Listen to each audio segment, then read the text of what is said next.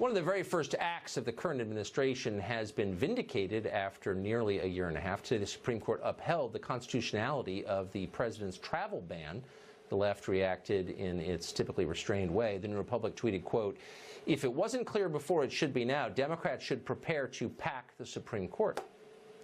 David Tafuri is a lawyer and was a foreign policy advisor to Barack Obama's presidential campaigns. He joins us now. David, thanks for coming on. So here you have a ban that didn't mention Muslims, that did not restrict immigration from the biggest Muslim countries, that did restrict immigration from non-Muslim countries like North Korea, and yet somehow is a Muslim ban.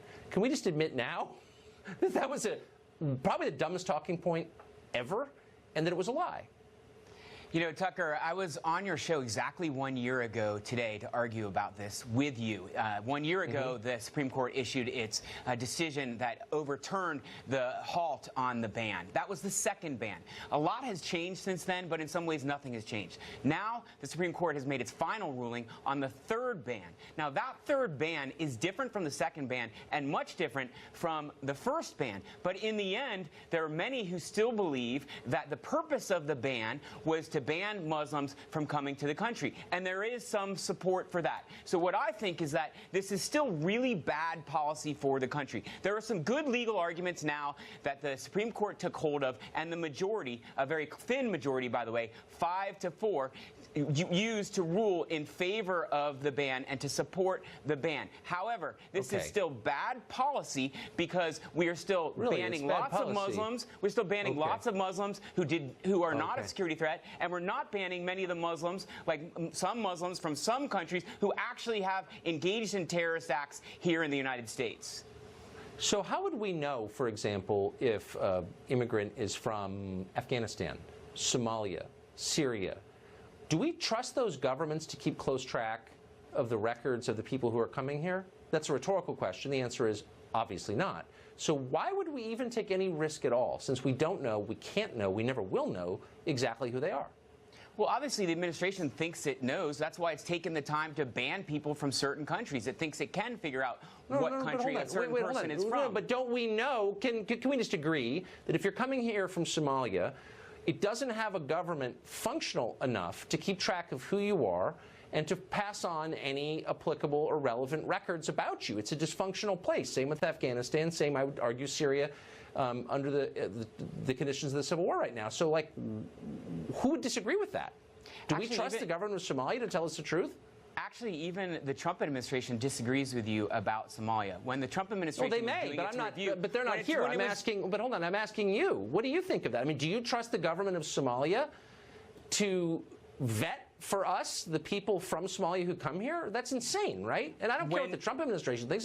It's obviously crazy. Well, I mean, we have to trust somebody, right? So when DHS and the experts in DHS and the State Department did a review, but when they did a review, they concluded, actually this administration concluded, that Somalia did have some procedures in place that warranted it not to be in the ban. Then it was put back in the ban. Wait a second. Why would? But hold on. Wait, hold on. Why would I trust some bureaucrat at the State Department with my country and my children?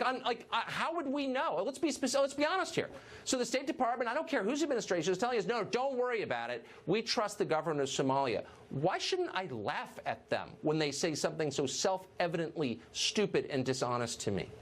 Couple reasons. First of all Americans do deserve to be secure, and we need to put in place things to protect us. But with respect to Somalia, any immigrant that's going to seek a visa to come here, they are going to go through a review process, and those review processes generally work. And our people here who review a Somalian applying for a visa, they don't trust the Somalian government. They look at the documents, they do vetting, they do an interview. Oh, do we have a lot of people on the How many people on the ground? This is also stupid. We don't have anybody on the ground in Somalia. Honestly, how many State Department employees are vetting the many hundreds of thousands of Somali refugees who've come to this country? How many are there in refugee camps in Kenya or in Somalia? 8? That's a great question. I mean, honestly, do we have thousands of them? Yeah, actually, the interviews don't take place in Somalia for that reason. The Somalians who want a visa, they have to go to Djibouti. So they have to travel to Djibouti. They have to go to the U.S. Embassy in Djibouti, and they have to go to the review process right there. So, but we can't vet any of it because Somalia is not a functioning country. So actually, none of it's vetted. It's all make-believe, and bureaucrats under all these administrations are lying to us, and we're just sort of nodding like sheep. Oh, I'm sure it's fine. It's not fine, actually, at all. Well, the statistics show it is fine. Because we've had 30 years. No, actually, they don't show that at all. No American has been killed by a Somalian who came to the United States. Right, and how much money to Somali terror groups Al-Shabaab has flown from Minneapolis in the last 15 years? Anyway, we're out of time, unfortunately. But if you can tell me how we're vetting these people, I'd be assured to know. David Tufuri, great to see you. Thank you. Thank you, Tucker.